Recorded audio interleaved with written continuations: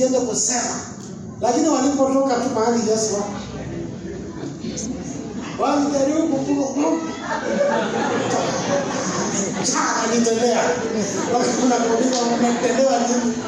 Nitendea. Naomba Mungu atakusisimua. Yaani atatembea katika njia yako mpaka utanyamaza ushindo. Amen.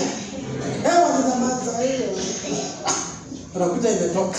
Anasema Kaina aliniambia nisiseme. Kwa sababu ukitendewa wewe ndio unajua utamu kutendewa. Mungu akutendee. Mungu akupigania kabisa. Usikuwe mtu wa kulalamika. Wewe ngojea Mungu na ujue ni Mungu anakutendea. Kuna watu wameamua kuwa watu wa kulalamika. Kulalamika kuanzia asubuhi mpaka jioni. Watu ambao ulalamika hawabarikiwi. Nataka msikie hivyo tena, nirudie tu. Watu ambao ni wa kulalamika huwa hawabarikiwi. Wacha niseme tena. Watu wa kulalamika huwa hawabarikiwi. Nikupea mfano wana wa Israeli. Wanalalamika Musa sijui nani Aaron sijui hata huyo Mungu. Wakalalamika wakasema ametuleta hapa jangwani atumalize. Kwani hakukuwa na kaburi huko Misri tungekufia huko. Hata tumeanza kukumbuka tikitiki za huko Misri tunakumbuka hata watermelon. Yaani walilalamika mpaka Mungu akasema, "Hebu niteremke nisikie vizuri." Akauliza wamesema aje? Wamesema watakufia hapa kwa hii jangwa. Akasema, "Good." Na wapatia hiyo. Hawakufika Kanaani. Kwa sababu walisema kwa tunafia. Akasema sisi tutakufia hapa tu. Na Mungu naye akasikia na akasema nawapa kile mmesema. So, msiwe hapa kuongea ovyo ovyo. Akasema tutaisha. Sama futa imepanda, tutaisha. Hapana, tutaisha. Mungu atatupatia mahitaji yetu ya kila siku. Uchumi wa mbinguni bado unanawiri. Unajua hii matawi inaitwaje? Inaitwaje? Hii inaitwa mtende. Wale wako huko nyuma mkimaliza ibada pitieni hapa muone mtende. Maandiko inasema wanaomtumainia Bwana ni kama mtende.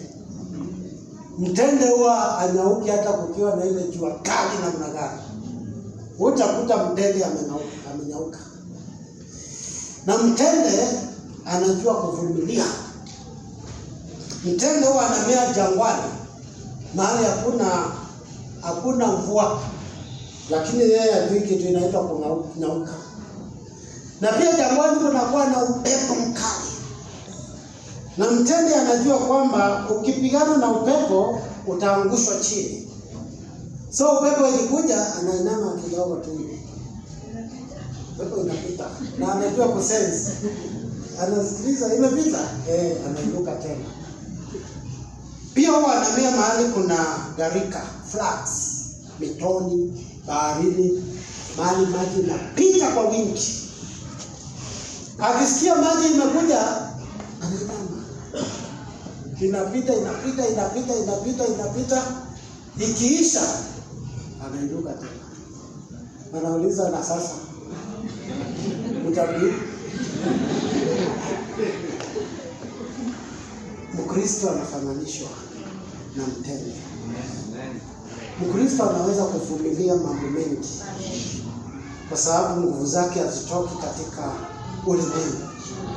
Nguvu zetu zinatoka kwa Mungu. Hiyo energy ya kulalamika ungeiweka kwa maombi. Urarue maombi for 30 minutes hivi utakuwa umeomba kitu kizuri. Lakini kuna watu wanalalamika mpaka wanashikwa na njaa. Tunatafuta chakula wanakula wapate nguvu ya kulalamika tena. Nika. Usitumie nguvu nyingi. Ingia kwa maombi tu. Omba. Kuna mahali Mungu anakupeleka. So tarajia Mungu. Nimekuja kuinua imani yako. Hata kama ulipatiwa news zinakaa aje, angalia Bwana. Angalia Mungu wetu anapeana. Kama alilisha Elijah, bado atakulisha, atakunywesha, atakuvika. Imagine wana wa Israeli walikaa 40 years kwa jangwa. Kwa jangwa si kama huku kwetu tunasema ni semi-arid. Jangwa ni mahali ni mchanga tupu. Lakini walikula kila siku, walikunywa, walivaa, walikuwa na viatu zao haziishi, nguo zao haziraruki 40 years. Kwa nini mna limit Mungu? Unasema hawezi kutupea mahitaji yetu. Utapewa mahitaji yako. Mungu atakusaidia. Ni kwa hivyo usipoteze tumaini. Usipoteze tumaini lako. Kwa maana Mungu ameahidi kwamba hatawahi kukuachilia na hatawahi kukusahau. Tumaini letu liko kwa Bwana. Wengine wanatumaini farasi. Farasi ni ile mambo ya kuonekana. Wengine wanatumaini magari ya moto, mambo ya kuonekana. Lakini kuna kiwango kingine Mungu anatuunganisha na mambo yasiyoonekana. Nataka tuombe tukimaliza. Naomba tusimame tuombe na upate kuinuka, nafsi yako inuke. Kuna wakati Daudi alipitia mambo na akarealize nafsi yake imeshuka. Sijui kama umeshushika. Na akarudi akaanza kuongea na nafsi yake akiambia, nafsi yako kwa nini umeinama? Nafsi yangu kwa nini umeinama? Kuna mtu hapa nafsi yake imeinama kwa sababu amesikia mambo mengi ambayo si ya kutia moyo. Lakini nimekuja kukuambia nafsi yako iinuke na umtazame Bwana. Baba, katika jina la Yesu Kristo, ulilisha Elijah na hata siku ya leo unatenda. Tunaombea mahitaji yote ambayo imewakilishwa hapa. Tunaombea kwa yale ambayo tunajua na yale ambayo hatujui. Tunaomba Bwana mkono wako hodari uingilie kati katika maisha yetu. Tunaombea mahitaji yote. Mahitaji ya kifamilia, mahitaji ya kifedha, mahitaji ya kiafya, mahitaji ya kiroho. Bwana ukawajafikie. Tunakushukuru siku ya leo. Ni kwa kuwa wewe ni mwema, ni kwa kuwa wewe ni mkuu, ni kwa kuwa wewe ni wa ajabu. Jamani, chukua tu dakika moja tu, anza kumshukuru Mungu kwa kile amesema, kwa maana amesema akituma neno lake halitamrudia bure, bali litatimiza mapenzi yake.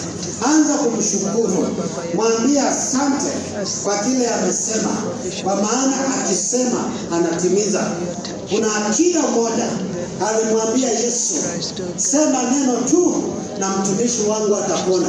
Na neno limekuja na kwamba Mungu anakutana na mahitaji yetu. Kwa hivyo apewe sifa, apokee utukufu. Jina lake lihimidiwe, jina lake lipewe sifa, jina lake litukuzwe. Tunamuinua Bwana. Asante kwa kutusikia, asante kwa kututendea. Katika jina kuu la Yesu Kristo tunaomba na kuamini. Amen. Tunaweza mpigia Bwana makofi mazuri. Haleluya.